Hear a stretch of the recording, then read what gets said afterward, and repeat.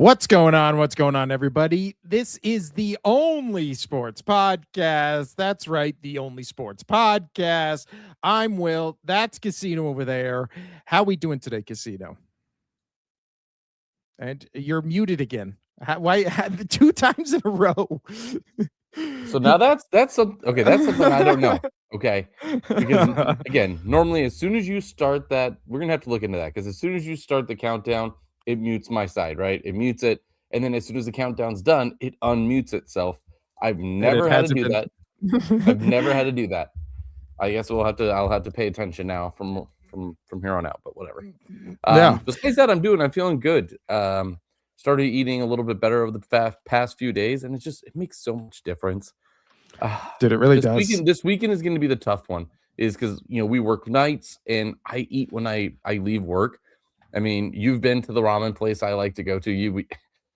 They're open till 2 a.m. every night. There's a lot of times I'm in there at 1 a.m. just like I'm hungry. I haven't eaten since 6. Like I'm hungry. Like, right, that is over. It's almost 7 hours. I'm hungry. I just worked a whole shift. I want to eat. It is not ideal, but anyway, I feel good because I'm eating nice veggies, good starches, chicken, good protein, lean protein, eating good breakfast, working out, right? So I do feel good. And when I did that last time, I lost like 20 pounds in 3 weeks. Like, good. Damn. Yeah. And it's crazy because it was like 3 to 4 weeks. I lost 20 pounds. And this was with exercising every day. So I know it's very possible. I'm just a fat loser who wants to eat at night and can't handle his late night cravings. That's it. Everybody thinks since I work in the hospitality industry with beverage, they're like, oh, it's because you drink beer and you drink alcohol. And I'm like, I rarely drink. Yes, I might be in that industry, but I don't drink that much. You and I are both, I think, the same way. We work in that industry, but we do not drink that often. So everybody thinks especially like, stop drinking, you'll lose weight. And I'm like, I don't drink. I have like 2 drinks a week. No, especially what is it when you're around it all day? You're also kind of just like, dude, I just want to get out of here. Like, I always think about like OnlyFans chicks where they're just like, dude, they gotta just be like, the last thing I want to do is bang after work. Like, that's how we were 100%. drinking. You're around it all day. Just like, ugh. I mean, that's very similar to like when I was growing up. No, growing up, like my mom would always have like a bowl of candy, just like whatever little chocolate candies or some hard candies in a bowl in the living room, on the kitchen table or whatever, coffee table. I did not want to eat any candy, any chocolate growing up because it was so accessible. My friends would come over and they would just devour, like they would go grab the entire bowl of candy, the entire bowl of chocolate, and just like go to the couch, start eating it. And I'm like, you want some? Why is this already here? Why haven't you eaten it? And I'm not into it. But yeah, that's my struggles. I need a chair like that. I don't have a chair like that. I just got a dumb chair. I know. Oh, well, the funny thing is everything I have in this office setup, I bought the computer. We already had a monitor, so I just bought a computer and a monitor. Everything else was just what my son didn't want. So whenever I get this shed put up, because I haven't really done anything, the shed that I've been talking about now since I bought last spring a year ago, that's just been in the garage.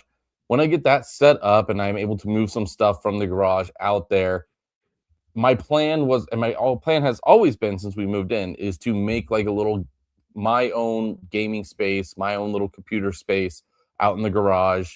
I need to get that done so I can just get away and I can kind of have a setup instead of doing it in my bedroom.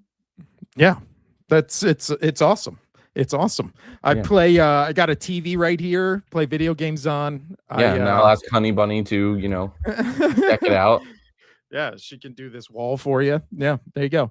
But today, Casino, honestly, again, we're still in that weird period of sports where was combing through the past 2 days looking for stories. We got nothing. And it's like a lot of stories. We have a lot of stories. It's just not, it's not football, right? We could start talking about the draft and free agency and all of that. We could start talking about NCAA basketball, but people don't watch for that. People want football. So we got to figure this out.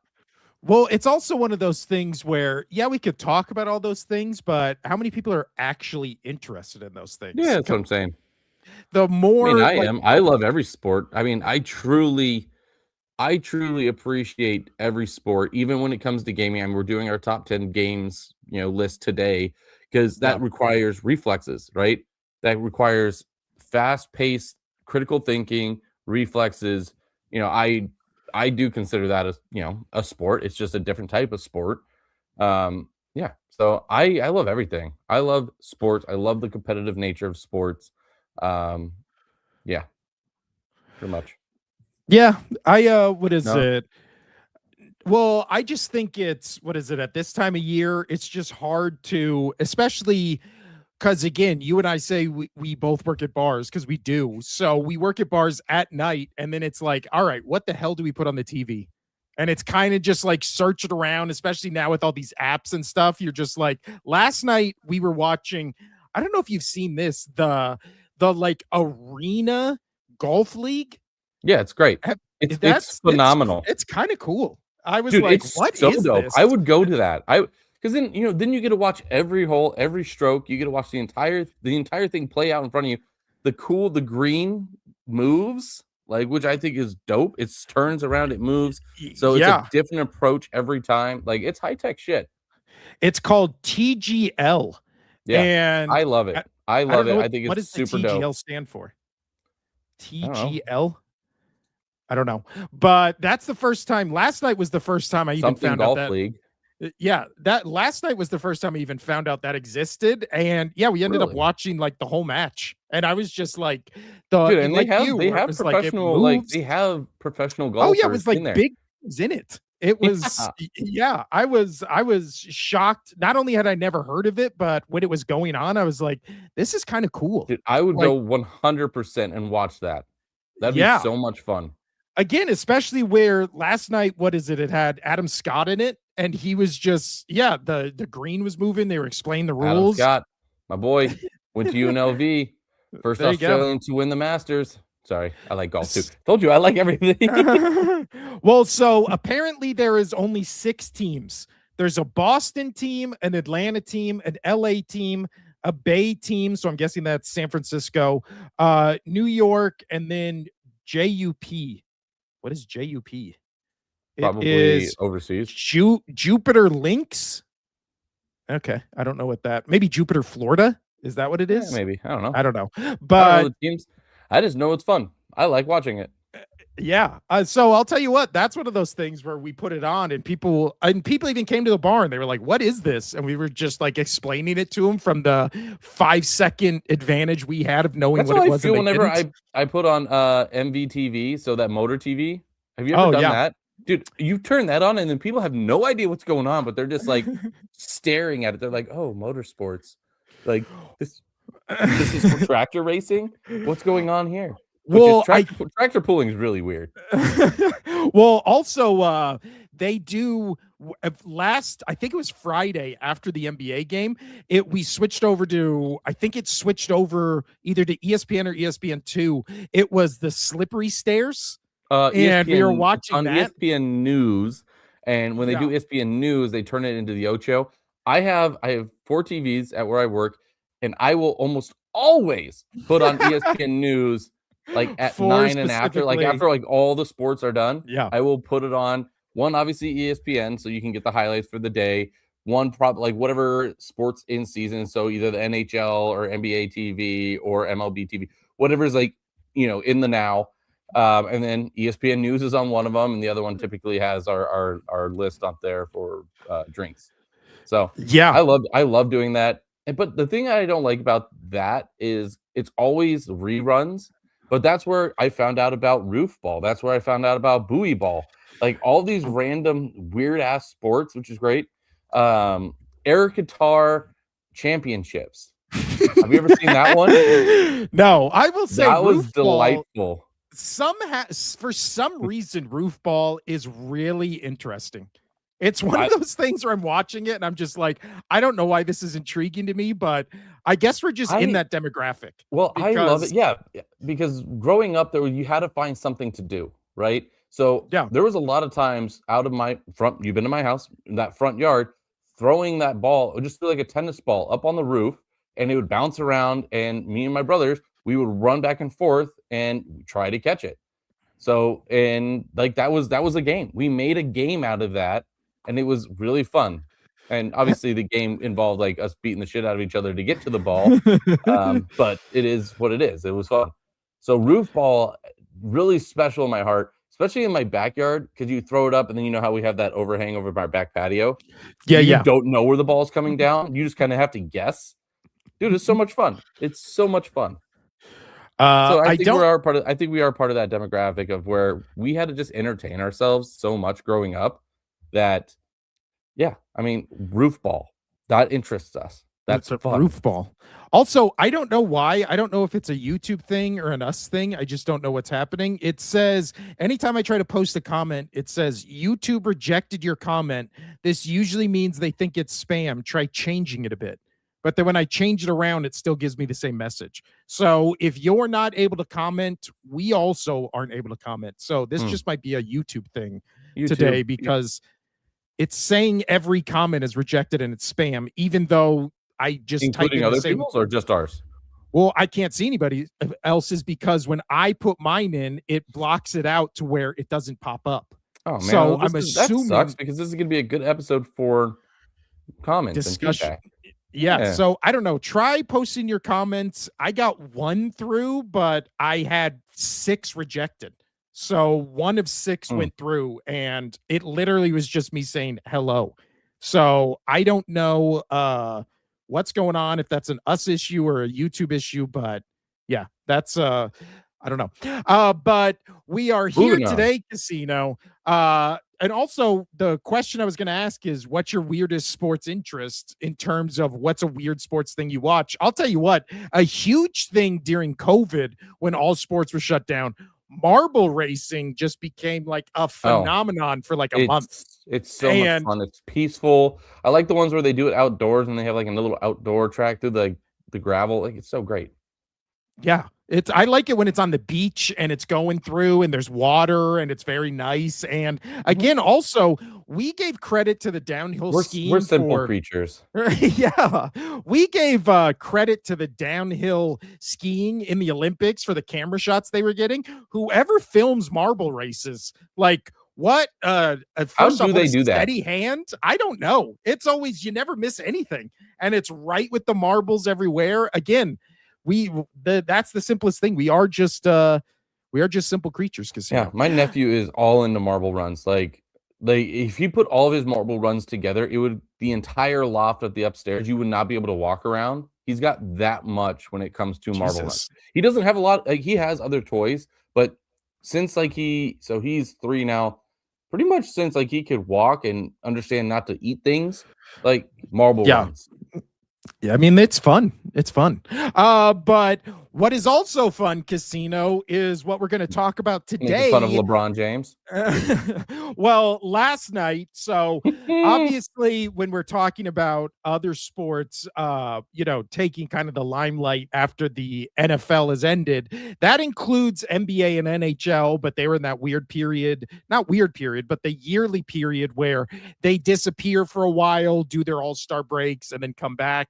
We're going to obviously talk about the Olympics and the effect it's going to have on the rest of the NHL season. But last night, the NHL story I'm sorry, the NBA story we need to talk about is LeBron James was and the Los Angeles Lakers were playing against I believe it was Magic. Yes, it was Magic. We're playing against the Magic last night, and there was this weird moment at the end where Luka, well, actually, let me just show it to you with LeBron talking about it. So this shouldn't be blocked out because again, it's game footage, but there's no sound. So let's just take a look at what we are talking about right here. So this is LeBron talking about the final shot. We'll play it once through and then we'll go through it and talk about it. So here's the final play of the game against the Magic. You have to ask Luca what he saw in that, but I thought he had a good look, and it looked like he kind of just lost his balance. Didn't have a rhythm with the ball, whatever the case may be, and it kind of allowed him to get back in front of him. you know, and I was kind of off balance. He's covered. You know, I thought he had a great look, but that's what I look. That's my POV. I know I was open, but I just thought I was a little bit far. Try to take one dribble closer. Probably shouldn't picked up the ball. Just try to attack. Okay, so this is one of those weird stories where it's only weird because of the people involved. So now the context in this is key, because the context is, what is it? Up until this point, Luka was 2 for 8 from 3. So he was the opposite on fire from 3. So him hesitating at that 3 is, to me, down to 2 points. One, he was cold from 3 all night. He was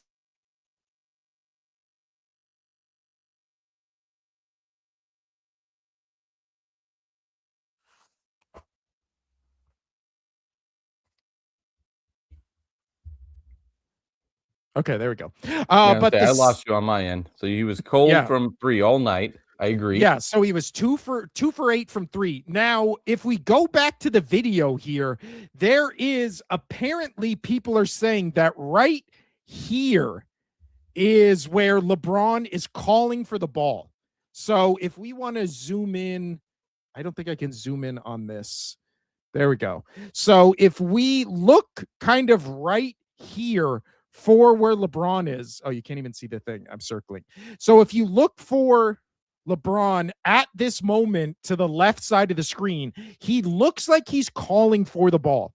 He puts his hands up right here. So right here, he puts his hand up, and you can also see at this moment, Luka has 2 guys in his face with their hands up, about to be a 3rd guy. So you can also say in this moment, not only was Luka cold from 3, but LeBron is clearly calling for the ball. Luka is clearly defended. So again, in the split second that Luka catches the ball, here he has the shot. I'm surprised. This is where LeBron says he had a clean look. I'm surprised he didn't take it, or whatever he just said. Look at his legs. He looks like a gazelle that just got snapped. So at this moment, I'm shocked. Legs. Yes. At this moment, I think you can say that the 2 from 8 being cold from 3 goes through Luka's mind, where he second guesses himself if he can make this. Also, Casino, what's my number 1 pet peeve in last second shots in the NFL? I bitch about it all the time. In your last second pet, I don't know. I don't listen to you every day. They're down by 1. They're down by 1. Why are they trying to make the game-winning shot a 3? It totally annoys agree. me to no end. You said NFL. You said NFL. That confused me. Sorry. Okay. NBA. That's okay. Okay. Yeah, and I agree with you. We talked about this plenty. Drive the ball, right? Drive the ball, get a foul, or get an easier look. Like, why are we living and dying by the 3 in the NBA has really hurt the NBA. Like, I know certain players can do it. Steph Curry, he can do that. Like, he can do that. It doesn't mean everybody can, but he can. So I miss that interior ball play. Like, that jumper, the fadeaway jumper. What happened to that? Right? What happened to that? Well, also, if you go back to this clip right here, and I'll try to find one where we don't have the LeBron thing, you see the lane clear it's wide open in the middle. Drive up the middle, take even a mid shot, like take it right outside of the paint for a 2-point. You win the game by 1. Again, the clock's ticking down at this point.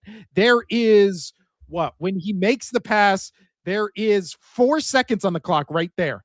So at that point, there is 3 seconds. And again, LeBron, anytime LeBron misses a game-winning shot or passes a game-winning shot, there's always a 5, 10, 15-minute compilation that comes out of every time in LeBron's career he's given up the final shot or bricked the final shot.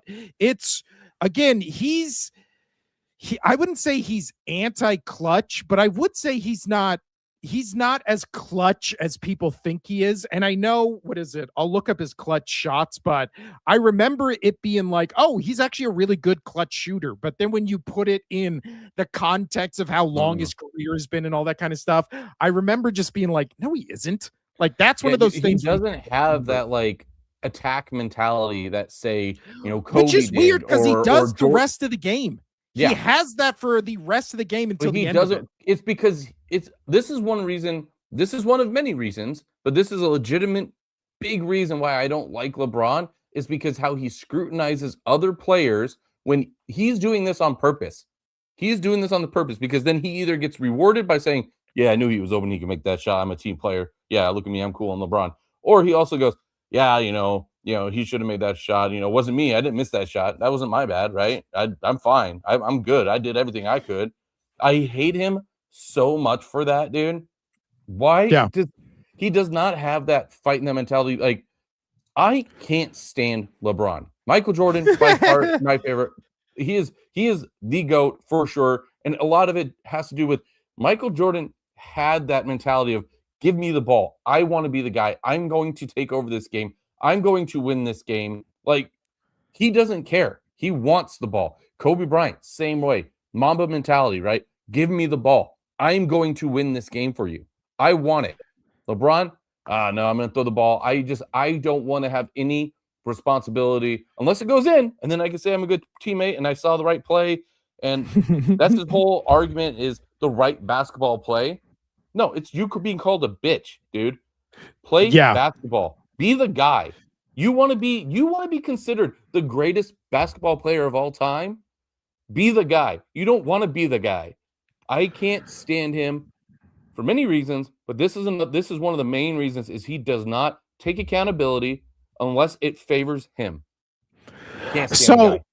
Sorry. What is it? That was my little no. I hate Aaron Rodgers more. Let me say this. I hate Aaron Rodgers more than LeBron, but I'm still not a LeBron fan.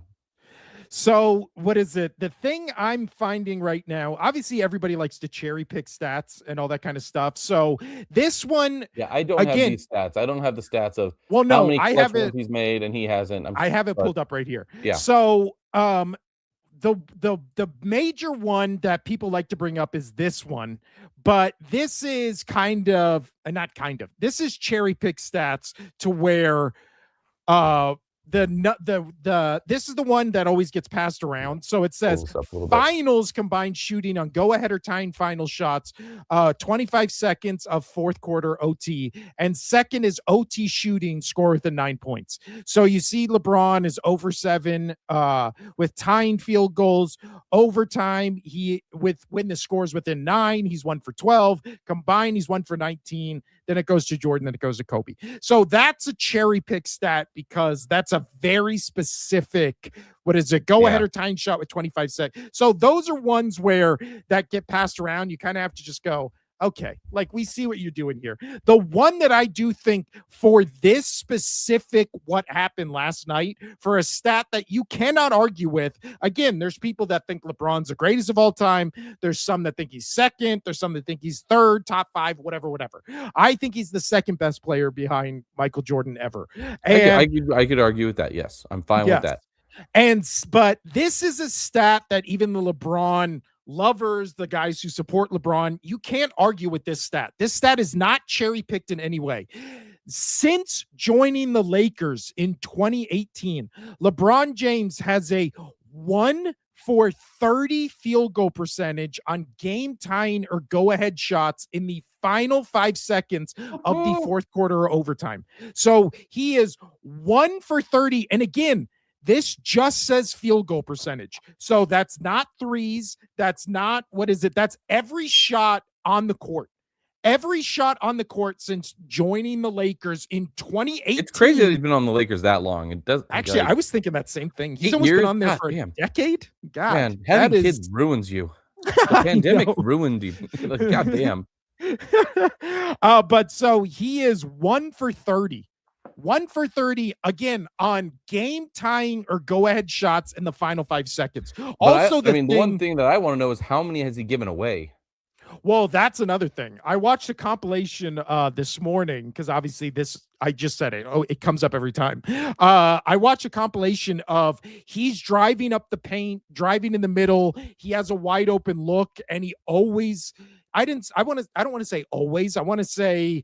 Again, of those 30 attempts, he's 1 for 30. So what? probably the other 30 times, if there's 60 attempts, he always passes it. And I will give him credit. He always passes it to the wide open guy. But that guy is wide open because usually there's not enough time for him to get a shot off. So it's one of those things where it's like in the do or die moment, he passes the ball to, again, an open teammate, which is the smart move, but they never have enough time to complete the shot. Also, it's crazy where people defend that and they're just like, well, yeah, he's passing to the wide open guy. Could you imagine a scenario when Michael Jordan would pass the last shot of the game to win it? There's been one time it's happened ever, and I know it exactly what it is. Everybody knows it exactly what it is because it was so out of character when he passed the final shot to Steve Kerr, and Steve Kerr made the shot and then had that great press conference after they won the championship, and Steve Kerr was joking about how, Michael Jordan passed him the final shot again and he had to bail him out again because it was so rare that he made a joke about having to take the final shot. So again, the one time Jordan did it, it's like a thing of a thing of legend because again, he never did it. Yeah, because it's comedy gold. It's great. Yeah, it's so out of the norm that that you have to shine a spotlight on it and be like, oh yeah, the one time Jordan did this, it actually it now is a legend. So again, but if we tie this in with LeBron to what's going on with the Lakers right now, everyone, when you watch a Lakers game, you go, oh, it's a really weird team. And again, it's a weird team because when LeBron, Austin Reeves, and Luka are on the field together, you think that would be the best version of the Lakers. And instead, they lose most of those games when those three start. It just doesn't work.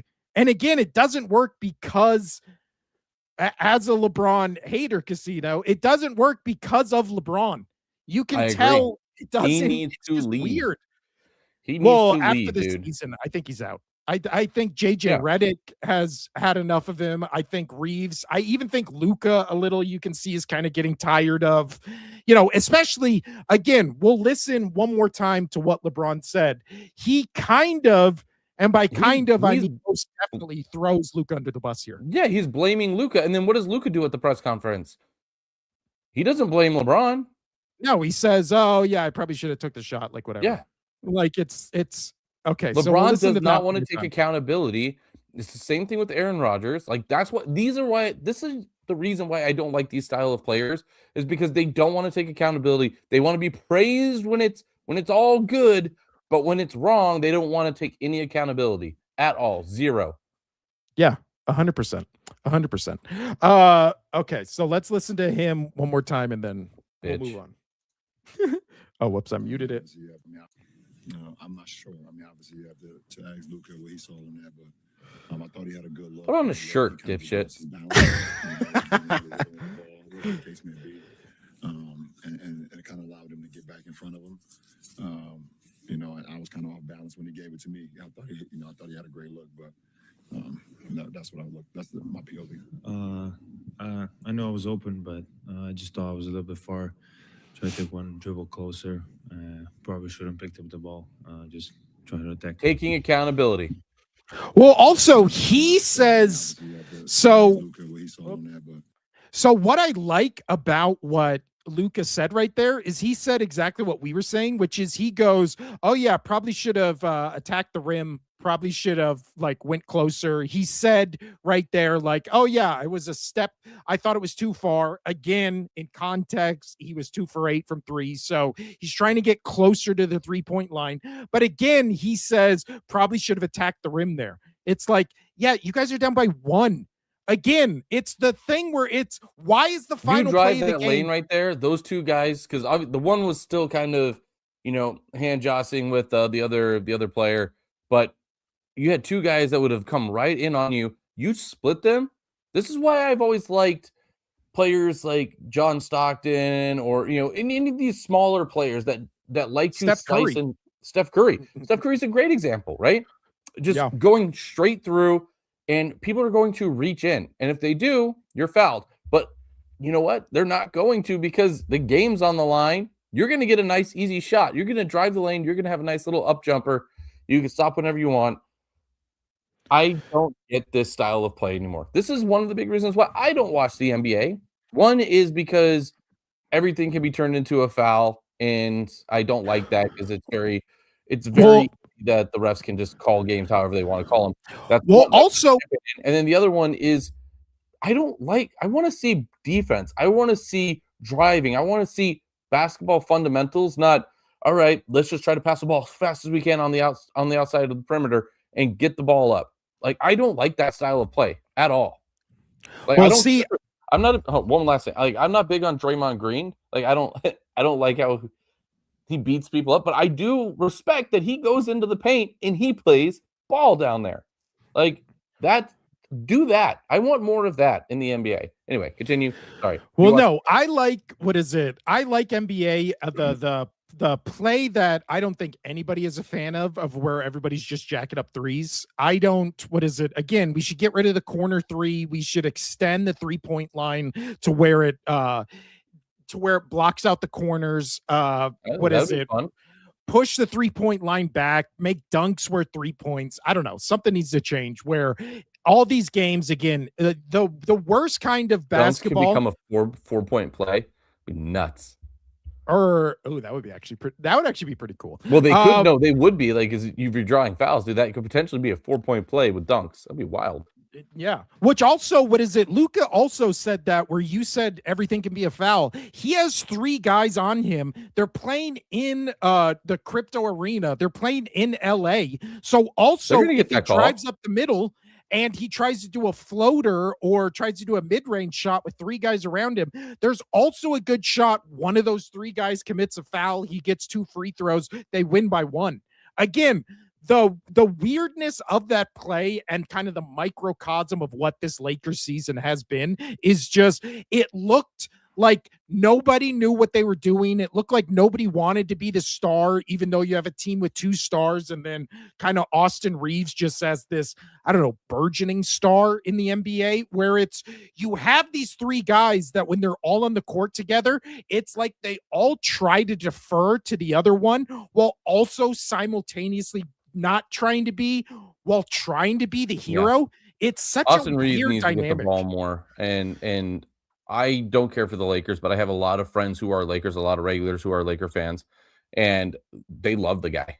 Like, again, I don't watch the NBA all that much, but apparently I know that he's really good in the playoffs and whatnot, but apparently just like on a day-to-day basis, like people are upset that he doesn't get the shot. A lot of diehard Laker fans who love LeBron are ready for him to move on. Well, also there was that weird thing. I think it was like the game or 2 before the All-Star break. I can't remember who they were playing, but it was where JJ Redick had kept the Lakers team out on the court for, I believe, like 7 minutes left in the 4th quarter when they were getting annihilated. And it was so LeBron could get a triple-double. And then there is, video of LeBron, like kind of like yelling at Austin Reeves, who got a rebound because LeBron just needed 1 more rebound. So it's like the opposite. He's playing ball, dude. Well, that's what it is. It's the antithesis of winning basketball, which is when you have a guy like LeBron, where again, is this Lakers team right now? They're, I believe, 6th in the West. Let me pull that up. Yeah, they're 6th in the West. They're 34-23. They are on a completely different level than I would say. I would honestly take the other 5 teams in the West above them. I'd obviously take Oklahoma City Thunder. I think they're winning the title again this year. Unless they face the San Antonio Spurs, who just have the Thunder's number. I really like the Rockets. Obviously, the Denver Nuggets have the best player in the world in Jokic, and then the Minnesota Timberwolves have Anthony Edwards playing at an MVP level. So then you go to the East. The Pistons are the best team in the East. The Celtics say that again. The Pistons are the best team in the East, which is, it's crazy. But the Pistons are the best team in the East. The Celtics have not skipped a beat, even though Jason Tatum is just out for the season. Because they have a great identity and they've stuck to it, dude. Yeah. And then I'll tell you what, the New York Knicks and the Cleveland Cavaliers are probably the two most fun teams to watch for personally in the NBA. You know how high I've been on this. It's funny you say that about Boston, because remember when they were in the finals and they were going through that whole postseason run, and it was like, are they better with Tatum or better without Tatum? Like, Yeah. like it's because they just have an identity there and they know what they are and they're going to play to it. So, yeah, and that's what makes that fun. Team ball. Well, also Jaylen Brown is like playing out of his mind. So he good. could win MVP this season. It's because again, with the NBA's new rule where it's like you have to play, I believe it's 65 games a year. That's just by default going to take a lot of these guys out. Like Giannis is already out of contention, even though he's clearly playing at an MVP level. So it really comes down to MVP might become in the NBA just a case of durability, because if you're all of a sudden LeBron might be able to do that. I mean, he's not drinking wine anymore. And I think he stopped doing Taco Tuesday. So yeah, and chocolate chip cookies. Yeah. But so I was actually on the show. We were going to I spent so much time making this damn video game list that I was like, let's just build the NBA Fiesta on the show right here. But I think I just did it. I think those are really the only teams I would put. I'm pulling up the Fiesta right now. The only teams I would put in the contention for the NBA Finals would be out of the East. If Detroit did it, it would be crazy. But again, they're the number one team in the East. I feel like it would be fun, but I feel like you have to put them there. Just out of respect. I mean, in February, they're the number one team in the East when teams like Knicks, Cavaliers, Celtics are all playing probably the best ball they've played all season. So, yeah, I feel like, you know what? I don't have them up. So instead of saying it, I'll just, or instead of showing it, I'll just say it. So Pistons, Celtics, Knicks, Cavaliers. Those are the only teams I can see out of the East. I would love for my 76ers too, but again, Joel Embiid is playing back to, I mean, what he was playing a couple years ago when he was, MVP contender almost every year. He was in contention for top 5 player in the NBA. But the thing with him that's always been the issue, you can't rely on him. He's unreliable when it comes to he's going to miss some games. He's a big guy. He's injury prone.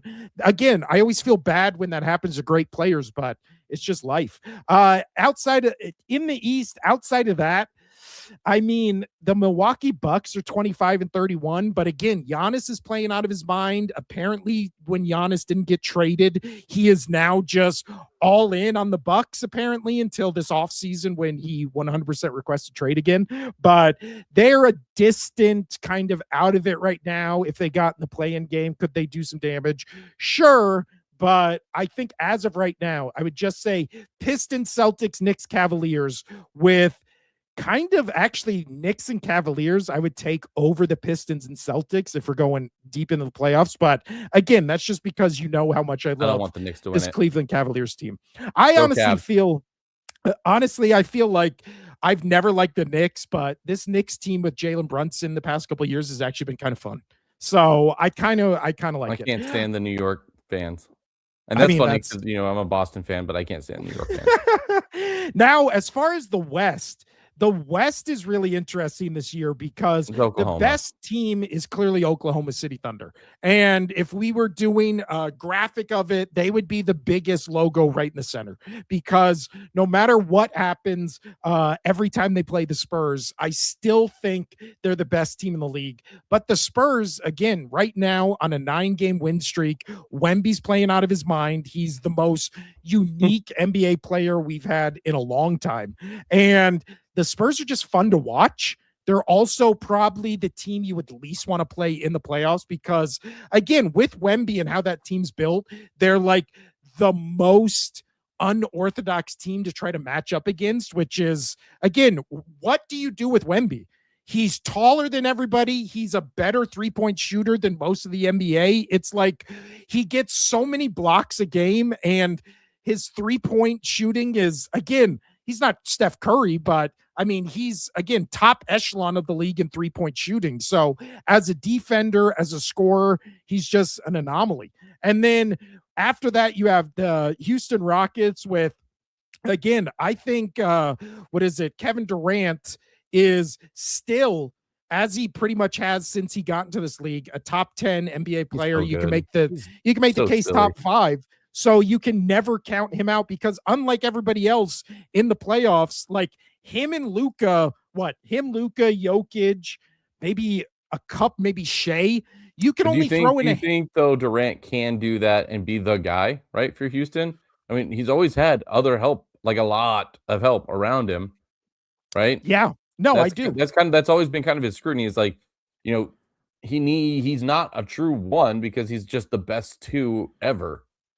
Yeah, but he also has Şengün, who is going out of his mind this year. He's got 20, I think 29 and 6. That's fair. Yeah. I love Durant. So, I think he's one of the best players out. Like, he's clearly one of the best players, and to do the longevity that he has since he's gotten into the league. Fun little note: if they do go back to back, if they do go and win again, it would make me so happy, because my coworker from Seattle, I had to bring him down another peg about the whole Seattle Patriots Super Bowl thing. I told you I did the one with the Mariners, but then I brought up again Oklahoma City, and he's still salty that the Seattle, oh my gosh, why am I blanking? Supersonics went to Oklahoma City right as they got Durant. Like, oh he's yeah, so salty about that. dude, they went to what is it? He hates it so much. And so Also, I pulled both of those out of my bag, and I loved every second of it. Got him. Also, Casino, Eric C says, That's- New York hater, FU. Also, I That's am fine. a New York hater. I'm also a New York hater. So I think everybody's a New York hater if you're not if you from don't New live York. in LA. Yeah. Who would root for New York if you don't live in New York? Like, again, the same thing with Philly and Boston. I mean, I'm a Philly fan people because who he was live a in New York, Boston right? fan. There's so many Yeah. people. Yeah, it's, those very polarizing cities, right? Boston, New York, LA, I mean, whatever, right? Chicago. If you're not a part of that city, people don't care. Like, people don't care, right? Yeah. And I know I'm here in Las Vegas, but I have my family ties from Boston, so a little different, but still, I don't like any New York teams. Texas teams, No, I really you don't. and me either. You and me are the same thing. California, Texas, and New York, like, those are our 3 states that we're just like, nah, we're good. We're Yeah. good. It's also, again, sometimes that changes. Like, I always like UCLA. I always root for UCLA. And then I did like again, the Padres until Manny Machado went there years back. and also, we just got called a New York hater. I just said I really like this Knicks team, and I think No, this he's Knicks team is talking fun. about me because Yeah. I can't stand him. But continuing on, I do think, what is it in the What West? else do you want a Celtics fan to say? Come on. I really do think in the West, the only 3 teams I would really be like, I could see these teams winning the title would be Thunder, Spurs, or Nuggets. Yeah. Again, you made a good point. Rockets, when Kevin Durant has to lead a team, we've never seen him lead a team to the finals like we have seen from Luka when he was with the Mavs. Always had help. He's always had help. Yeah, because again, you talk about when they moved from the Seattle to Oklahoma. On that team, he had Harden and Westbrook. Remember, they made the finals, and everybody was like, "Oh my God, this team's gonna, be the next great dynasty." And then all those guys just have the 3 weirdest careers in NFL history or NBA history. Yeah, because they all were just like, nah, we hate each other. Bye. Yeah, we hate each other. And then James Harden and Russell Westbrook every year, it seems like, go to a different team. Now, Kevin Durant goes to 2 different teams every year, where he just gets traded to a team and then mid-season gets traded to another. It's so weird. But so as far as the West, I don't 45 believe minutes in on NBA. I know. I don't believe in the Rockets. So I'm just going to say Thunder, Spurs, Nuggets. And then in the East, I'm going to say I believe in the Pistons. I believe in the Celtics. And then Knicks and Cavs would be my dark horse to be Eastern Conference Finals. So now we can look, last thing, Casino, we can look at what the odds are right now. And I just pulled those up. I did not look at them before I made my guess. So how close are my NBA odds? Close. So number 1 right now is Oklahoma City Thunder. Then you have Denver Nuggets. Then 10-1 for the Spurs, 11-1 for the Cavs, 11-1 for the Celtics, 13-1 for the Pistons, 15-1 for the Knicks, and then it goes all the way up to 25-1 for the Rockets. So Nice. I'll tell you what, Yeah. Spurs at 10-1. I kind of like that. I like it. I kinda like it. like I that would too. love, dude. I would love the Spurs to go off and win it. I would, and I know you and I were just saying now, just now saying we don't care for Texas teams, Yeah. but I don't care. I loved when Pop was there. I loved when him and Tim Duncan and that whole duo. That was just fun to watch. That was Yeah. great. And then and then all of a sudden you got the emerging star as soon as oh my gosh, why am I blanking on his name? Kawhi Leonard. Kawhi Leonard, And- when he left San Diego State and goes there, and then he became a star, and he crushed it. So yeah, I'm a big fan. I'm a big fan of when that team does well. I'll tell you And what, I like Wemby. So let's go. kind of as a dark horse, I'm kind of looking at Spurs Cavaliers NBA That'd be Finals, fun. 10-1, I would- 11-1. I would love that. I don't hate it. I would truly love that. I know all of NBA would hate that because it's not the big teams. Let's but whatever. Anyway, Yeah, there's some NBA for you. Yeah, It was like pent up for an entire football season of NBA talk I know. right there. I do love NBA. I'll tell you. I watch I watch so much NBA, and then I just am always like, what do we talk about with NBA? So when the LeBron Yeah, thing do you happens, also like Real Housewives of whatever because it's just I drama. do. But see, that's why I like NBA, because there's so much drama around it. I love it. It's like, again, sports are just male soap operas. That's all they are. 100%. So now let's move over to a topic that I wanted to ask you about as we were trying to set up the show and figure out things to talk about. So we did talk about the Olympics a little bit, right, on last show. And we kind of touched on, the players doing the Olympic break and all of that stuff. But I want to ask your opinion on this. So coming back, there's some notable injuries coming back from the Olympic break. So Sidney Crosby, who plays for the Penguins, he's got a lower body injury. He's on IR for at least 4 weeks. That's huge. I mean, not that the Penguins are really, going for the cup this year. But then you also had a guy for the LA Kings who played for Switzerland, Mikko Rantanen, who I told you is a superstar in Dallas, right? Like he's the Dallas guy. He plays for Finland. He's likely to miss multiple starts for the Stars because of that. He had to miss the bronze medal game. Then you also have a guy playing for Winnipeg. He's unable to play. And then I'm just going over like the three main ones are Crosby, Rantanen, and McKinnon, because these are all players that could win. So Nathan McKinnon, arguably one of the greatest players, right, in hockey. And he reports that he is sustained a lower body injury. I love that how they do that. And he is not available for the next few games is what they're talking about now. So when I say this, I understand what they did for not meaning anything for all-star games, right? So turning into flag football, turning it into not for baseball, not caring about who gets home field advantage. They're taking away it mattering. Or Yes. you know what I mean? It matters. Sorry, tongue-tied. No, I get I think everybody gets what you're saying. Yeah. Yeah, I can't speak sometimes. Anyway, do you think that this is selfish of these players to go play in other tournaments, whether it's the Olympics or you got the World Cup coming up, or little side tournaments? Do you think it's selfish for them to go and put their team and their season in jeopardy in their regular sports? If you were a coach, how would you feel about this?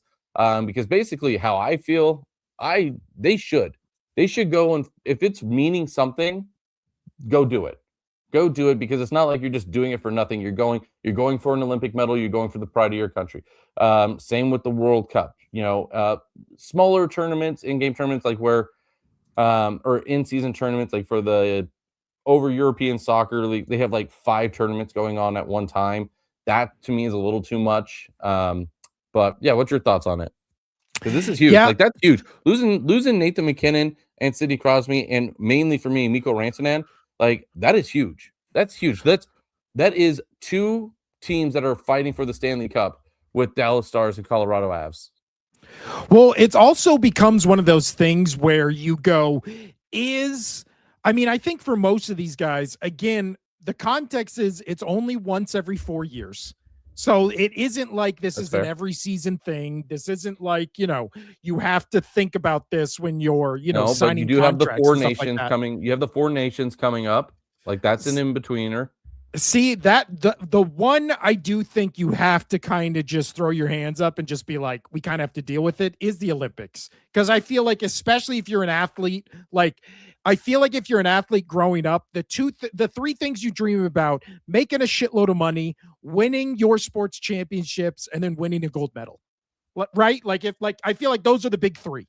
Like if you're an athlete, Oh yeah. right? Which you and I are clearly not. But I don't feel like they would be like, no way. We never think about winning championships, getting a lot of money, and getting a gold medal. Like I feel like that'd be a hard thing to argue against. So that's where I'm kind of on the side of it's every 4 years.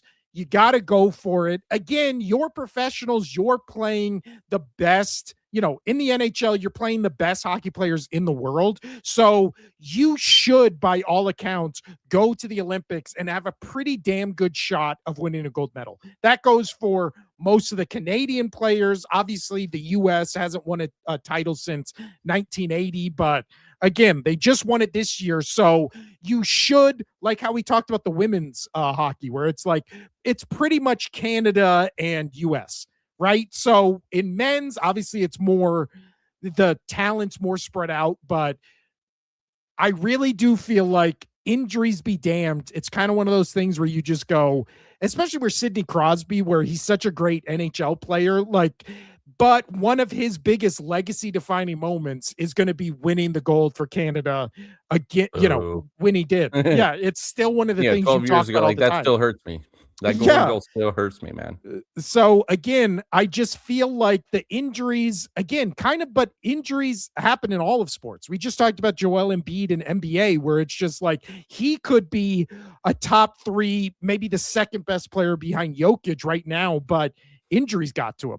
Like it's just one of those things where you kind of just, the most impressive thing about LeBron or about Tom Brady or Aaron Rodgers is that not only are they great players, but they've been great players for so long, because there's so many guys. I mean, you think of like Bo Jackson, where it was like, oh yeah, Bo Jackson, by most people's accounts, was going to be the best football player we've ever seen. And then injuries just took him out.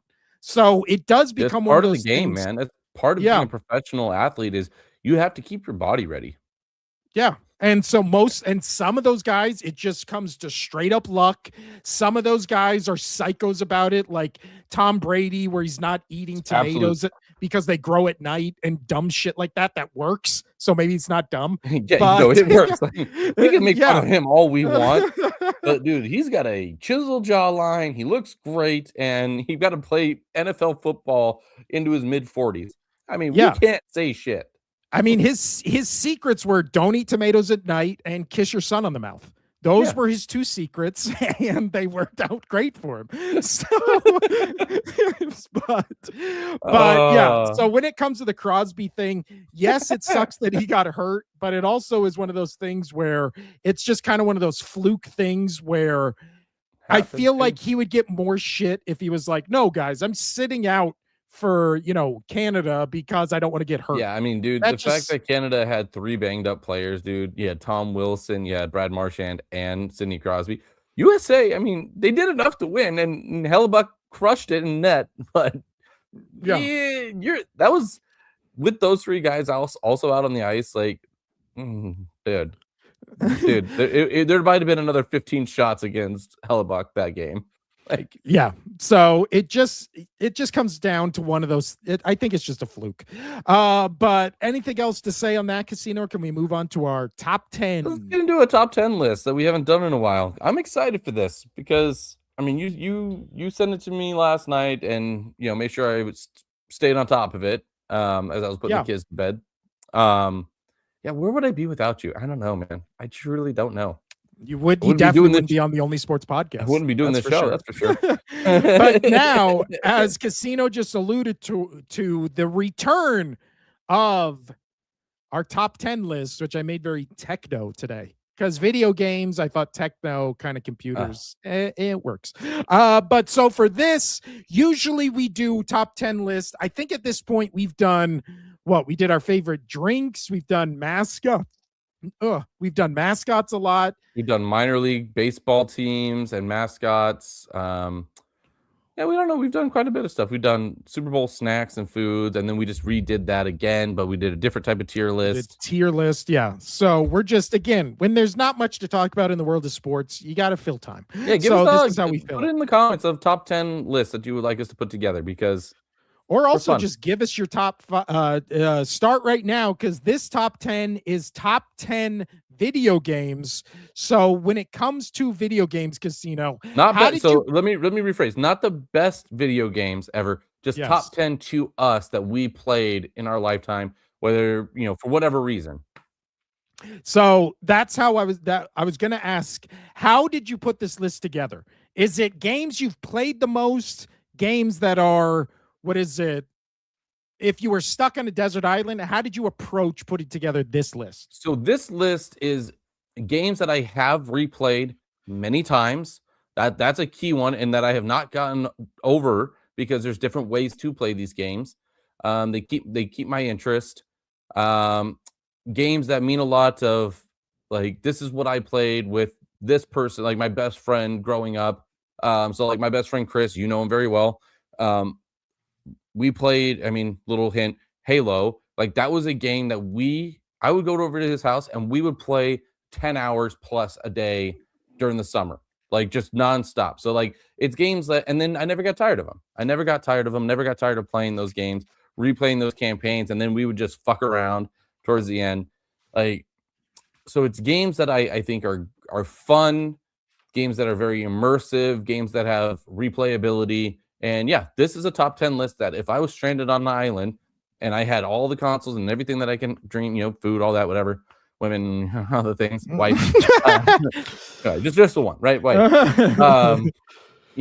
This would be the list that I was very happy with. Yeah. I approached it from the sense of, what games do I keep going back to? So obviously I've had favorite games. Like, one of the best games I've ever played in my life was that Super Mario Odyssey on the Nintendo Switch. That was just a game that I sunk a lot of hours to when my son was being born. That was the one I was playing in the delivery room, waiting for him to come into the world. So, but that's a game. Also watching Futurama. Yeah, that's a game I don't revisit that often. So I went with games that not only do I revisit a lot, but games I replay pretty much still to this day. So without further ado, we're just going to go 10-1, starting first with Casino's 10, which is Tony Hawk Pro Skater. Now this says 1 and 2, but it's just Tony Hawk Pro Skater, just the franchise. Yeah. Correct? Just across the board. For me is Tony Hawk Pro Skater. Just like, it was, you could just goof around. There was so many different lands. I played this on multiple different consoles. I loved it. It was so different than the normal games that I played, because it was either be like shooter games or RPG style games, which we'll get into, like open world kind of concept. For some reason, this game I always kept going back to. I've always played it. I love it. I absolutely love this game. By the way, on my screen, I'm blinking green. Do you see that as well? No. Okay. Cool. I do not. Tony Hawk Pro Skater, I feel like that's one where, again, still to this day, my son plays it. My son plays Skate 3. Like, those Tony Hawk skate games, they're just good. The mechanics were just really good for their time as well. Yeah. And again, they're still getting didn't they just get remastered like a couple months ago? It's still a game that new people are playing every day. Yeah, how great the mechanics were, and everything just lined up seamlessly. There was no like gaps in between tricks. Like, if you did this, that was what was happening. So yeah. Next up, my number 10. First, before I get into that, my honorable mentions. Again, I just talked about Mario Odyssey, Pokemon Platinum. Again, where he grew up in the age where everybody had a Game Boy, Pokemon, everybody played. They're heart and souls out on. I'm about to start Obviously, Pokemon again on my retro snap that I got. there you go. We started with red and blue, but to me, platinum is the one that just held up over time. Also, heart silver, heart gold, whatever those ones are called, or soul silver, heart gold, those hold up. Call of Duty, especially not now. Now I don't play Call of Duty because people are too insane on it, but like Call of Duty, I think it was Finest Hours. It's the one with the cover where the guy's like yelling behind him. I played the shit out of that game. Knights of the Old Republic 1 and 2 almost made my list. Oh, I missed that on my list. Dude, Knights of the Old Republic, that shit was the Dude, best. KOTOR, how did I forget KOTOR, dude? These are why I had multiple games. Also sticking in the Star Wars realm, Star Wars Battlefront, especially I played the shit out of that game. It wasn't my top. It got old because there'd be times where I would just sit there and just within a walker and just shoot in the same little cave, and I'm like, this is boring. But no, KOTOR way ahead of its time. Oh yeah. I'm honestly, and it's probably, legal shit that why they can't do it. Shocked those games have not gotten like a 4K remake, restoration, all that kind of stuff. I might give up my firstborn. I love her to death. But, no, I used to go to Chris's house and he would play KOTOR and I would just sit there and watch. And he's like, "You want to play?" And I'm like, "No, dude. I'm enjoying watching this game." Yeah, play it. It's and one of my how did I forget KOTOR? Jesus Christ. One of my favorite childhood memories of myself, just when you think back on like you just being a kid and you're just like, you were so dumb, like that kind of stuff. Me, Brad, and Jeff, our friends, all skipped school to go see episode 3 in theaters. Okay. In theaters, I was so freaked out because that game came out or that movie came out when I was like 14. So I was so freaked out by Anakin Skywalker killing the kids, like killing the younglings. That just for some reason really affected me as a kid. I went home. I was currently at that moment playing Knights of the Old Republic 1 or 2. I can't remember which one it was, but I was on the path to the dark side in that game. I completely switched my character to the light side just based on episode 3 because I was like, I love doing that in games. I did that with the Fable franchise. I would just play it. I beat it once in as good as I possibly could, and then I would just go completely evil. I did that in Red Dead, and like it's fun. It's great. My other honorable mentions: Midnight Club 3 Dub Edition. I've talked about this show multiple times. Played that game. Love it to death. Oh, it's so good. Like this was really tough for me. KOTOR should have made my list. I mean, I know it's almost number 10 for me. No matter how much I love Tony Hawk, I should have put KOTOR on there.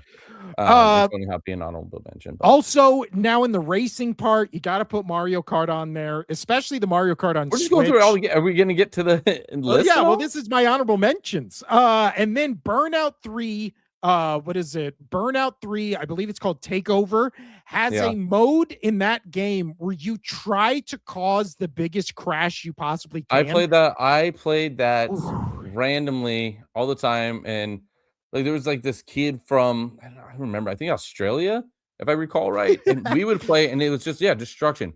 You had to try to just and you go as a team and just try to I played with that kid all the time. Didn't know the kid. Great just stuff. Found him out and just was like, oh cool, let's play online. Let's go. Also, and Burnout Paradise City, all the Burnout games I love. Same with Need for Speed. I put one honorable mention on there. And well, there's a lot of good games. Casino. Last one I put was I should have known you would have done this. Last one I put was Grand Theft Auto San Andreas. To me, that will always be the best one. Put so much time into that game. So many cheat codes. I didn't play Grand Theft Auto that much. Oh man, San Andreas was the one that I played nonstop, just nonstop. And then especially you could get codes where you could make giant pink.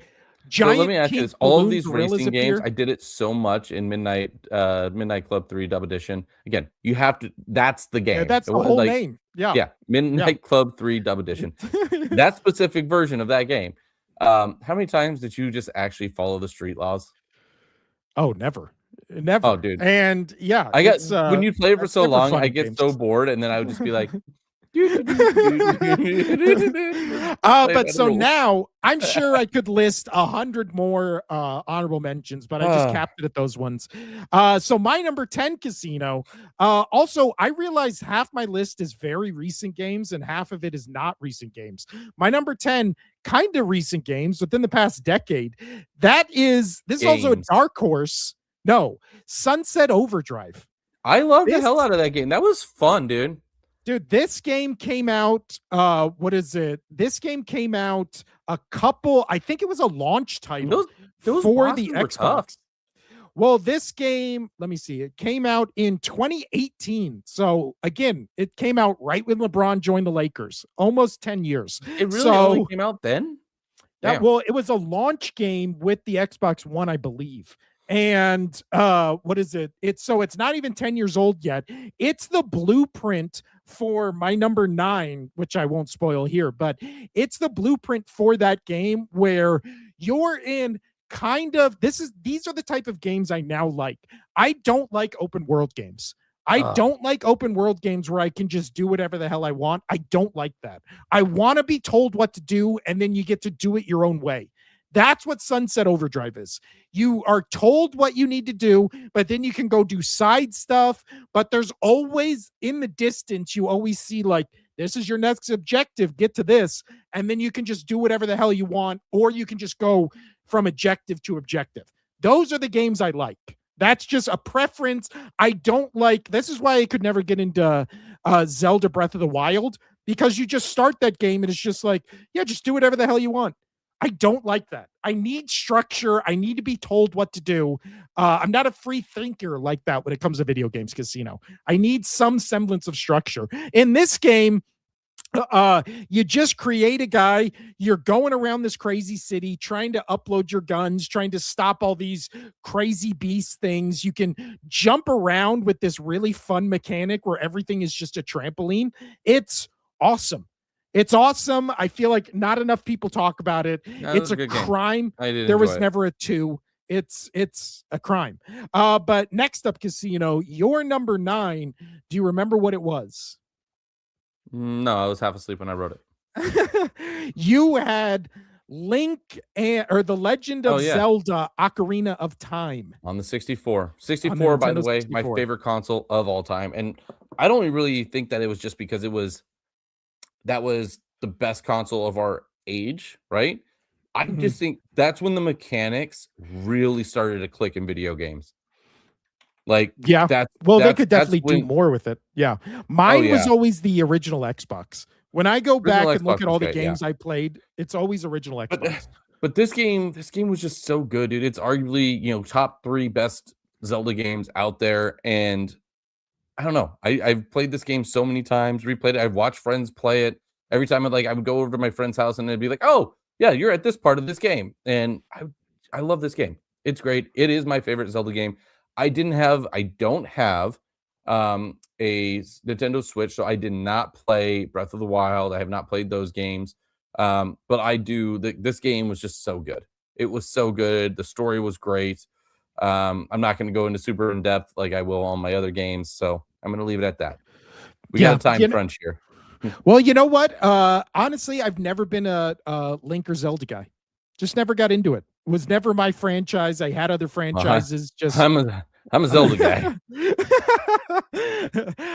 My number 9 casino is. Oh, I pulled up video, not image. My number 9, I said it tied into my number 10, and it did because it's by the same studio, same people that made it.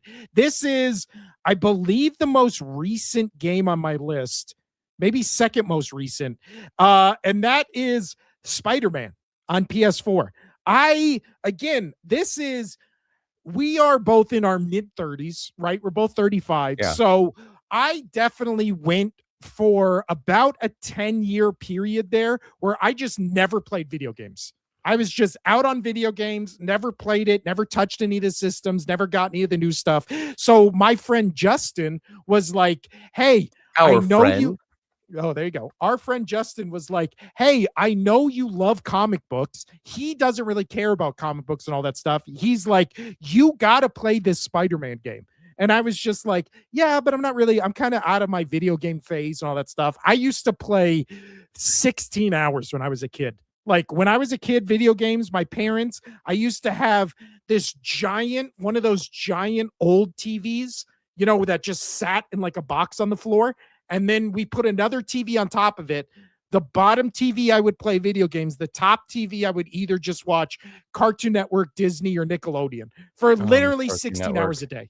That was my life for my entire childhood. So I used to play the shit out of everything. And then I fell off of it. Justin was like, I know you like Spider-Man. I know you like comic books. I will give you my PS4 and Spider-Man for as long as you want it to play and beat this game. You got to do it. So I was like, you know what? Okay, I'll do it. He gave me his PS4. He gave me Spider-Man. I played, I think 60 hours of it, beat everything. One of the only games in my life I've 100%ed. I did every single thing you could possibly do in that game.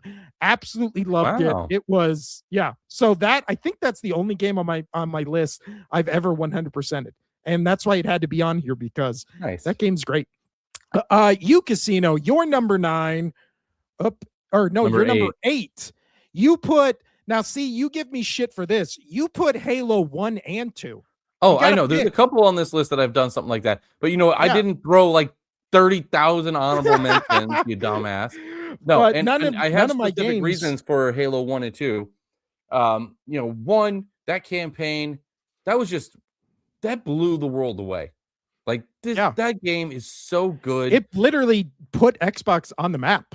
Like it 100% did. Master Chief, like to this day, are like people's role models. Like he was great.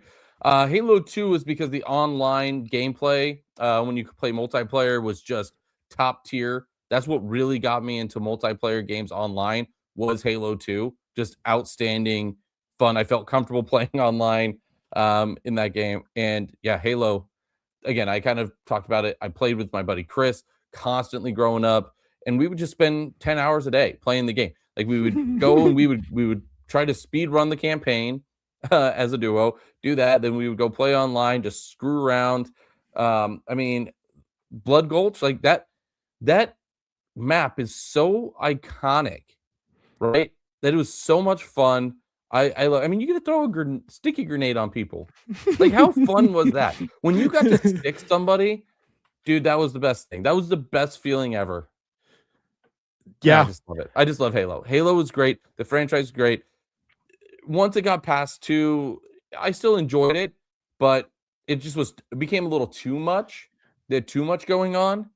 But yeah. 1 and 2, that number 1 campaign, top tier, maybe my favorite campaign of all time, of anything. It was just so good. Well, it also just becomes one of these. See, the bad thing about video games is kind of like with movies, where they go past a certain point where it's just like eventually you just lose the plot and the lore, and everything just starts getting stupid, and you're just like, I tried to watch the show, by the way. I couldn't do it. No, I heard the show was awful. Show was awful. Also, right behind me on the shelf, I have all my old video games and the ones I also collected during COVID. I had to, for the original Xbox, I bought Halo 1 and 2 when I was going through them. They still hold up. They're really good games. So good. My number 8, again, I didn't realize how much of a PlayStation guy I was until I started putting this list together. Xbox. I don't have a single PlayStation game on here. My number 8, Uncharted 2 Among Thieves. This is, again, I'm a movie guy. This is basically you're playing an Indiana Jones movie. You're playing Indiana Jones on an Uncharted 1 is great. Has a great like third act in that game where all of a sudden you're playing the whole a Nathan story game. twist. You're playing a Nathan movie. Come on, Nathan Drake. And you know what? Nathan Drake. You're playing a Tom Holland game. This is my hot take. I actually really like the Uncharted movie. I know people hated it. I watched it. I had a good time. I liked it. I like Tom Holland. I think he's a pretty good little actor. I do too. And I'll tell you what, that movie at the end when they're fighting and the two ships are in the air attached by helicopters, I was into it. Yeah, I like that. So for people who aren't movie people, like, so you think Tom Holland, you think these kind of like action movies, like acrobatic stuff. What was that movie where he played in, like, he was in the South? He had the American accent. Oh, I know what you're Robert talking about. Pattinson was in it, and he was the Yeah. He was good in that movie. Oh my god. Like, Yeah. outstanding. But anyway, continue. But yeah, Uncharted 2 specifically, I've played all the Uncharted games. I like 1, 2, and 3. 4 is a little weird, but 2 is by far the standout. Again, one of the best opening sequences to a video game ever, where you just wake up and obviously they did in the movie because it's one of the most famous parts of any of the games, where he's hanging from his foot is attached to a box and he's hanging out the back of a plane. Yeah. You got to scale the boxes to get into the plane. Again, great games. My perfect type of game where it's like a linear story. You got to get to your objectives. I like those games. I know every game now is open world. I just can't. I'm an old man. I don't want choice in games. Tell me what to do and I'll do it. Yours, Casino, your next one. Also a game I played the absolute ever loving shit out of. I told you I just replayed it, right? Banjo-Kazooie. Yeah. And I didn't finish it because it is so freaking hard. I only recall once ever beating this game. I have no idea how they wanted kids to beat this game. It is so difficult. Banjo-Tooie, I never got into. Banjo-Kazooie, it was so large. Again, N64 kind of hit that mark of started blowing people away as a console. Yeah. Right? No, it really did. And what you 3D platformers. It was just outstanding, insane, and literally the mechanics in this game are really tough. Timing in this game, like there's times where you would have to get on Kazooie's back and like he comes out of the backpack and he's running with like swamp boots. You literally have like down to like a second and a half to complete that maze, or you are going to be in the it is so I don't think tough. I ever beat this game. I don't think I ever did. Time. And I told you I just replayed it and I did not finish it. I'm still stuck on certain parts. This game is so hard. It is so hard, and that's why I loved it, because this was the first game that I think really, really challenged me to the point where I played it because I needed to beat it. I had to beat it. It was driving me insane. The amount of hours I put into this game. Love it. Banjo-Kazooie crushed it. Also, this is reminding me, this game, I feel like also it goes into the category of Super Mario 64, which wasn't on my list. That will be, that's part of something in my list. Ratchet and Clank. I couldn't believe I didn't put any Ratchet and Clank games on here. Same with Spyro. So, this was a really tough. This was a really tough list. I think the only thing that I regret now is not putting KOTOR above Tony Hawk, no matter how much I love it. I should have probably put Ratchet and Clank. Those games I all beat. I played the shit out of every single one of them. This next game, my number 7, that was your number 7. My number 7 is a game to this day. I am always like, man, I should play that. And then I only have about 15 minutes or so. So we'll have to start crushing this. My number 7, SSX Tricky. Hell yeah. Maybe the best game ever made. I don't think that's even objectionable. Good. I think it is. These are the things. I don't like snowboarding. I don't give a shit about snowboarding. When they made these games, they made SSX on tour. They made other versions of this game that made it more realistic to snowboarding. That's not why you play this game. You play it it's an arcade racer where you're these colorful, weird characters that each of them has different tricks, different personalities, different boards. All you're doing is racing down a mountain, but it's like every mountain is like its own carnival ride. And the game is so, I'm going to snowboarding games are very underrated. This game is so good. It's so good. This game, again, if you've never played it, get it on the PS2 or original Xbox, throw it in, and I guarantee you after 2 races, you'll be like, this is one of the best racing games I've ever played. It's so fun. It's so good. Yeah, snowboarding games are very underrated. Oh, and this is the best one. I don't think there's any debate. I know I just talked shit about it. I also like SSX on tour. That's a more like story driven one where you're kind of going up through the ranks. This is just, can you come in first? Can you collect all the racers? Can you collect all the boards? It's perfect. This is a perfect game. Perfect. And I don't know if I can say that about the other six ahead of it. Your number 6 casino is the Elder Scrolls Skyrim. Skyrim only. Skyrim only. I tried to play the online, just couldn't get into it. Oblivion, Morrowind, you know, they're 1 and 2. Wasn't really huge on it. Skyrim to me is almost the perfect game. Yes, it's giant, it's open world, but you do have the plot, but there is so many side things that you can do. But like off in the distance, like it has up in your compass, this is where you go to continue your story. But I could go here, do this, do that. I love Skyrim. I have beaten it twice all the way through, and that took forever. And I don't know if I did everything that I could do, but I mean, I remember the first time I played it all the way through, to my knowledge, I went from every part of the top of the map and the secondary map that you go to, and I made sure I just like crisscrossed all the way down to make sure I hit every dungeon, every objective that I could. Like nothing could hurt me. I had all the best gear and all the best magic and all this thing. I love Skyrim. It is so great. It is so great. Every time I replay it though, and I try to start up, I forgot how mechanics are weird. And I'm like, how did I ever like master these? And I'm like, I don't know how to do this. Also, this is one of the few games on this list that if we were making the top 10 best games and not our top 10 favorite, this is a game that would be on there. 100%. It's on there. Yeah. It's so good. My number 6 casino. This is Simpsons Hit and Run. Simpsons Hit and Run. Again, I was a huge Simpsons fan growing up. Me and Brad, our friend. That arcade game was just the best. Dude, Hit and Run, me and Brad were both the biggest Simpsons fans in the world. So when you're that age where you're 10, 11, 12, still to this day, love The Simpsons. Actually, just watched Simpsons yesterday. Yeah. I mean, you played that mobile game until they literally turned the servers off. Oh, yeah. I played that game from the day it got announced till the day it ended. Like I played nonstop. My Springfield was elite. I pretty much had everything in the game. Again, I love Simpsons. Brad actually sent me a Simpsons plaque that hangs in this office. It's right over there. Me and Brad loved The Simpsons.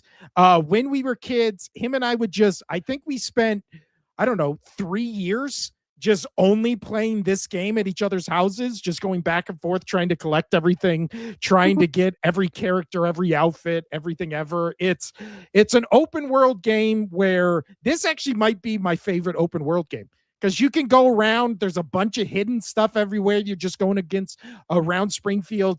The final mission of the game, it becomes a Treehouse of Horror episode and everybody turns into zombies. It's, again, perfect game. Perfect game.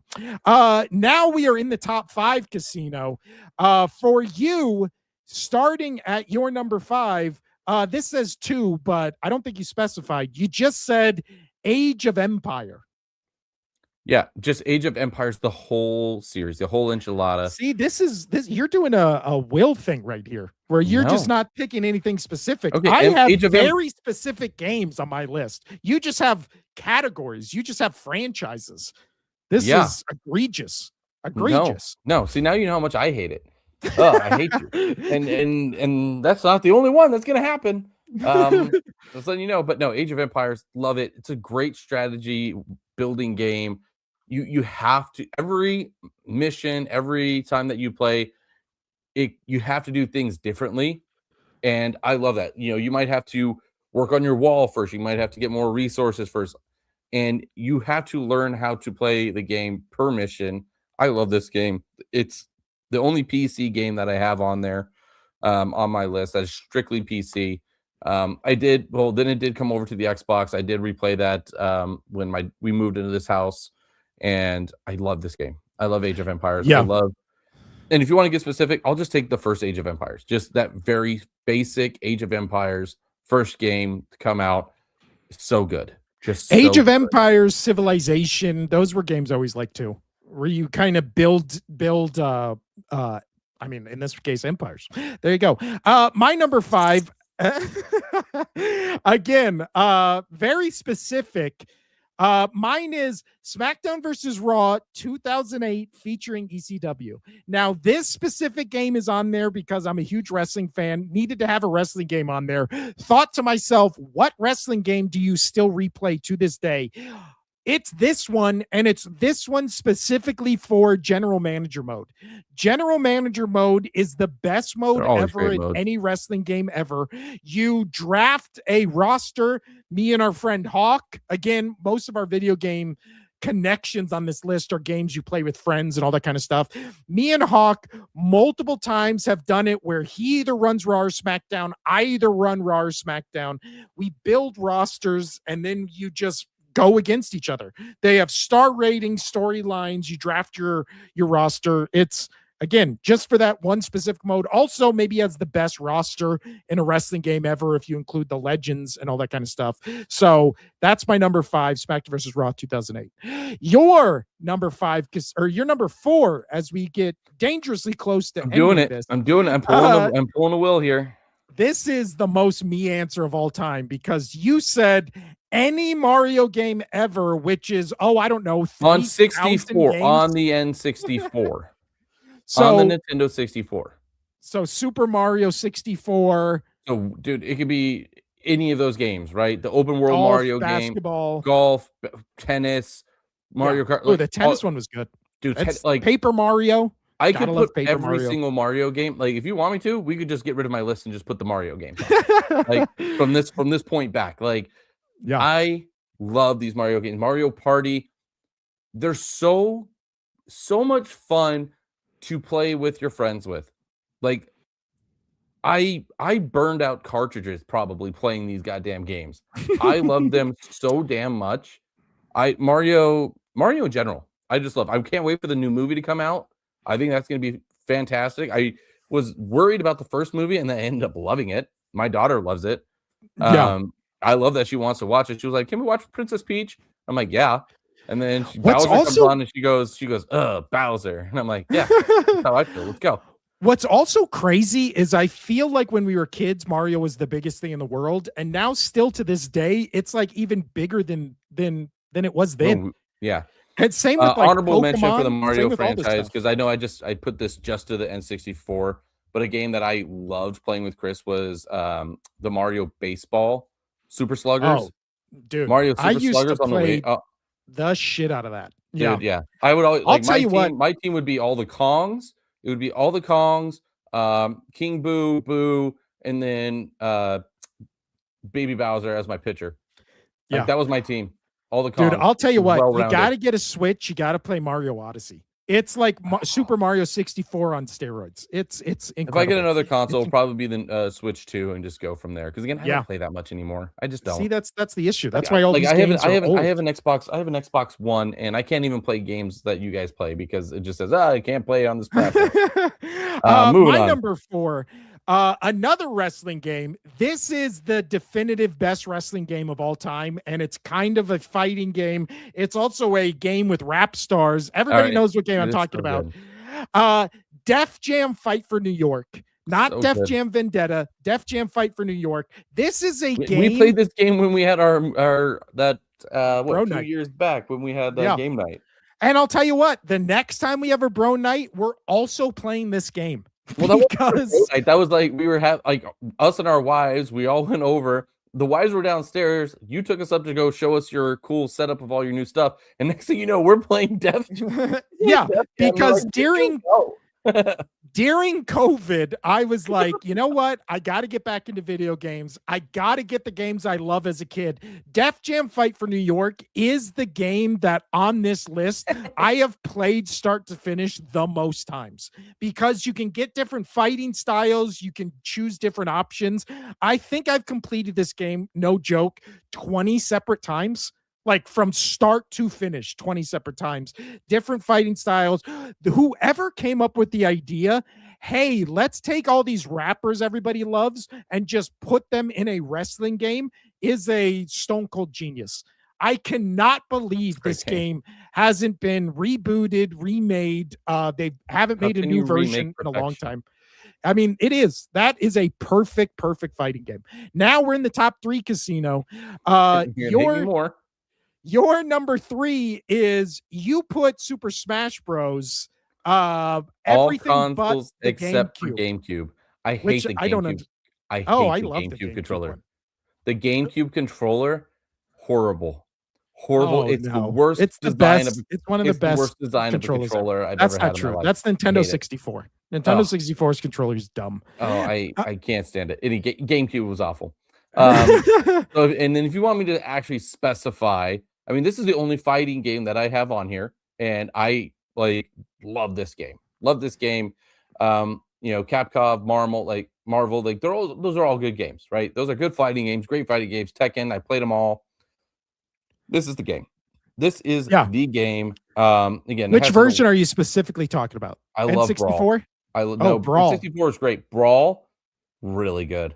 I love Brawl. You know what? We can keep talking about this because my number 3, I also put Super Smash Bros., but I specifically put Super Smash Bros. Ultimate from the Switch. But honestly, you could put any of them because I love this franchise. Always played all of them. They're so good.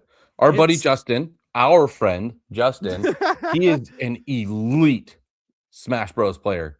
Yeah. Ranked. Yeah. He'd wipe the floor with all of us. Yeah. Oh yeah. He's really good. Me and my son to this day, me and my 5-year-old, we play this game maybe every other day. We play Smash Bros. Ultimate. He's actually getting pretty good, which I like because at first we started putting the computers at 1. Now they're all the way up to 5. So he's gotten that good to where now they're at 5. And yeah, it's a great game. Again, for all age groups, you turn on items, all of a sudden everybody has a chance to win. You can play this just nonstop items. Yeah, you can play this super competitively and just put it on a flat ground, no items, and just best player win. Or you can say, hey, the stage moves and you have unlimited items. It's one of the best fighting games because you can play it competitively or super casually. All the amount of characters. That's so great. Yeah. Again, also much like the Def Jam thing, whoever said, let's just put every single cartoon character in a game and let them fight. Great idea. Great idea. We're in the final 2, Casino. Your number 2 is also my number 2.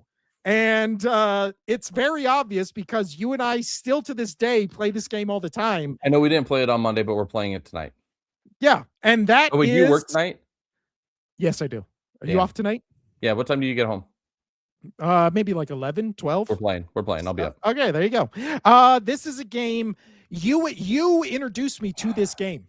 And I feel sorry. I'm sorry. I did. And I just became actually, you know what? I think this might have been the game that got me back into video games. Dude, I think this is what it was. And I understand everybody Overwatch, everybody who hates this game because you can't single-handedly take down a team. This is such a team-based game that if you're not at least 4 good players against 6 okay players, you're fucked. Dude, this is the perfect game of strategy, teamwork, what is it? Elite clutch plays, strategy. It's just everything you like in a multiplayer game is Overwatch. And why this game is endured is because the characters are so distinct and original. And I don't know, every game after this that felt like a team-based game just copied what Overwatch was. Unique, funny characters, 5-on-5, 3v3, 6v6. It's just every team shooter after this. Even, what is it? You can even put in Fortnite or what Call of Duty has become. Every shooting game just copied this game. And there's a reason, because it was amazing. You literally introduced me to this game. It came out May 2016.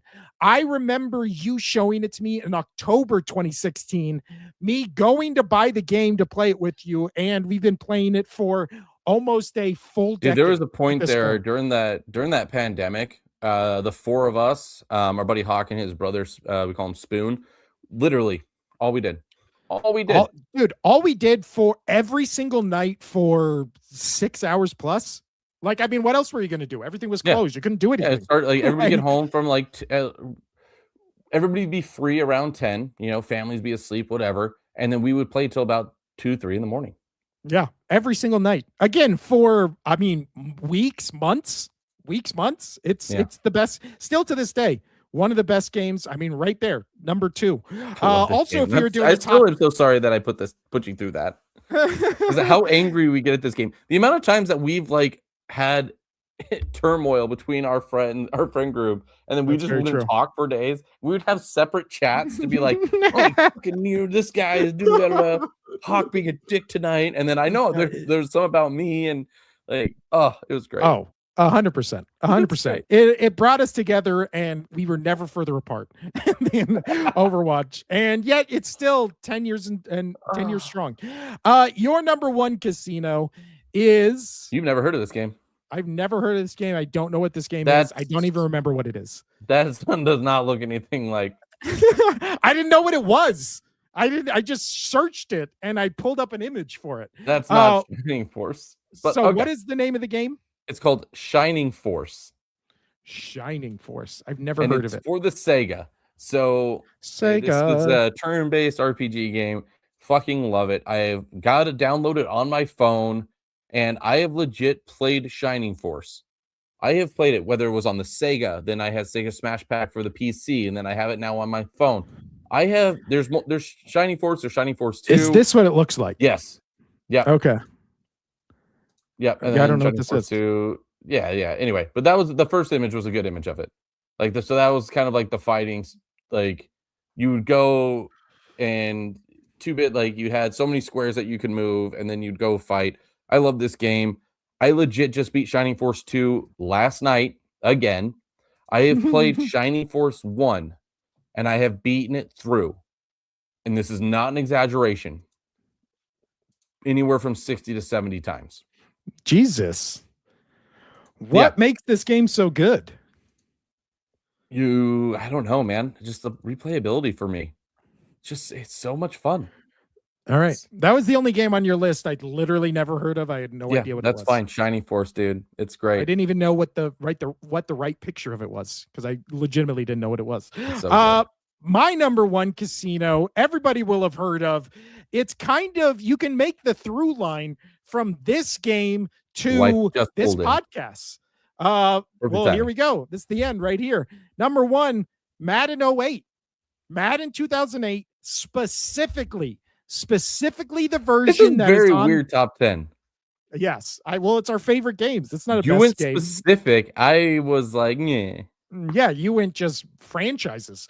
My game, again, I hate Madden pretty much from Madden 2010 till current day. Yeah. Madden 2008, 2009 on the original Xbox and PS2 are the peak of Madden. They're the best Madden games ever. It has the most elite franchise mode and superstar mode any of these games have ever had. It has the innovation of the hit stick and the highlight stick from 04, 05. You also get in this game, me and my son were just going through it last night. You get Aaron Rodgers rookie year. You get Marshawn Lynch as a rookie, Adrian Peterson as a rookie, Vince Young in year 2. You get Ryan Fitzpatrick as a rookie. You get all these really noticeable guys who are in their rookie year, especially when you're starting franchise mode and do fantasy draft like I always do. You can always draft those guys and they can have different careers, but it's the best Madden has ever been. It's never been even close to as good as it was in these games. When it went to the next gen consoles, even to today, it's just been a soulless carbon copy of just a cash grab. Nothing close to what it was in its glory days. I would even put Madden 08 and 09 over NFL 2K5 just because graphics and replayability. I play 2K NBA or NFL 2K5 all the time, but I play Madden 08. I was literally playing it before we started the show today. I got it set up specifically to play that game. I love it. So there we go, Casino. Again, I agree with you. A very weird list, but it's true to who we are. And that was our top 10 favorite video games list. Again, call us out in the comments for how bad our tastes are. And and for the debate first time with us. ever, me doing the non-specific item. Yeah. I didn't have one game on my list that was not very specific. And I could have gone just Like I said, I can make it franchises. specific. If you really wanted me to, I could. Maybe outside of the Mario games, they would just have to replace like half my list. I'm telling you, if you play Mario or Mario Odyssey, that'd be your I'd number probably one. lose my mind. It's great. It's a great game. On that note, Casino, we were like, what are we going to talk about on this episode? And then we went an hour and 40 minutes. So one of our longer episodes in a while. Like, comment, subscribe. Get us start all that talking kind of about dumb stuff. shit, and we'll talk your ear off. Yeah, we'll do another top 10. I feel like top 10 list should be a Wednesday staple. Like that should be I'm a in. thing we have every Wednesday. So Yeah. that'll start being the new Wednesday staple. We'll do Finals Fiesta and Flurry to the finish on Mondays, and then we'll add a figure out bunch a of new other name. shit. Yeah, Friday also, there will probably not be another show this week on Friday. I might do a Saturday show though. So Okay. might do a Saturday show. That I definitely can't do. Yeah. So maybe Friday, maybe Saturday. Definitely one of those 2 days this week. But on that note, this has been the Only Sports Podcast. I'm Will. That's Casino over there. Adios.